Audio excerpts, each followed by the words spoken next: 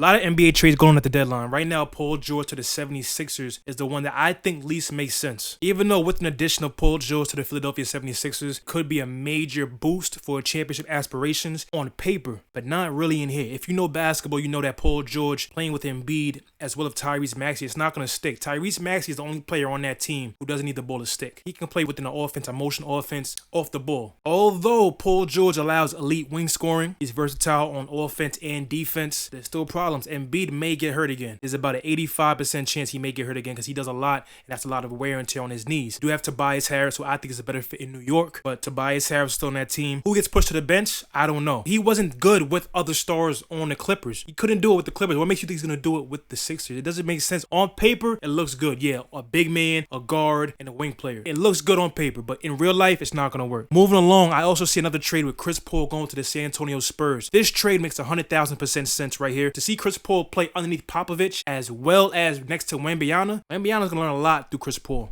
Chris Paul's going to do what he knows works. It doesn't work, just throwing it away. That's Chris Paul. He's really black and white. If it's this, if it's this. If it's that, it's that. There's no more guessing. It's okay, I'm going to do this. This works. This guy's our guy. Let's work. It makes sense, man. He has a high basketball IQ. He's a great defensive player, defensive anchor at a guard position. He can run any five, whether it's your bench five, your starting five, whether it's a mixed match five. He can run your five, so that's a great pickup for the Spurs. And he's a leader on the floor. So Popovich cannot play on the floor, but Chris Paul can be on the floor to help him get things done. Now, as far as team culture, he will bring a winning mentality. He will be like, okay, enough of that nonsense, enough of this nonsense. We're gonna play basketball. We're gonna stay focused. We're in the gym at this time. We're practicing this time. We gotta get these sets right. That's what Chris Paul brings to that team right now, and I respect it.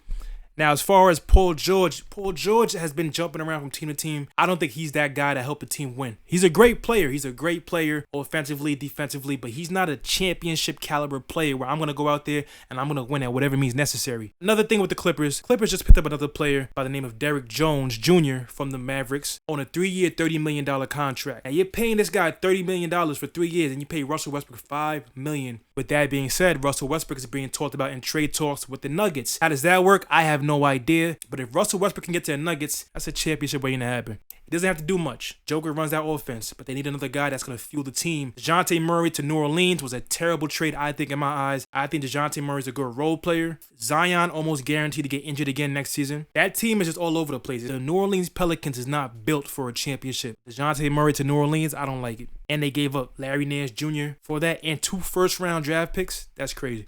Klay Thompson in talks with the Clippers, the Lakers, the Sixers, and the Mavericks. The only trade that makes sense is to the Lakers, also the Clippers. Like I said before in my previous video, Klay Thompson on the Mavericks doesn't make any sense. There's only one basketball, 3 stars. 2 of those stars need that basketball in their hands at all times. Luka Doncic, Kyrie Irving. Klay Thompson is better off in a faster paced system. He can play better with a system like LeBron with the Lakers. I like that trade or that signing. LeBron, Klay Thompson, Anthony Davis. That team could win a championship. I'm just going to say that, leave it at that. That team could win a championship. Klay Thompson to the 76ers. Still, it looks good on paper. I don't know. Joel is a player that needs that basketball in his hands at all times. I don't think that they're going to be able to do it with Joel on their team. A lot of rumors being passed around. I'm not sure who I want to go for. I'm not sure what trade talks I like. Pretty much dismantling my team, the Clippers, at the core. And the person who's always injured is the person that's staying. It doesn't make sense to me. I feel like personally, Russ, get out of there, come to New York. We'll accept you with open arms. Paul George, I don't know where you're going to fit in. You should try to go to the Warriors. That would be a good look for you. Stephen Curry, Paul George, Draymond. That's not bad.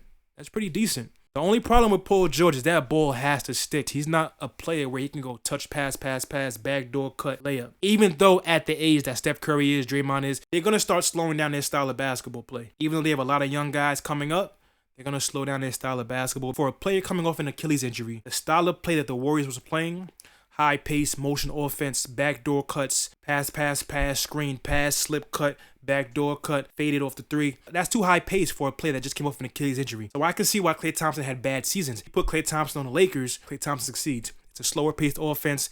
LeBron dictates the offense. It just works. It's a shooter's offense as well. And they have a big in the middle in Anthony Davis that's going to get the rebounds. That's going to be able to put it back up. And I think if they get Klay Thompson, the Lakers will win a championship this year. That's my prediction. We'll see what happens. Let me know what you guys think in the comment section.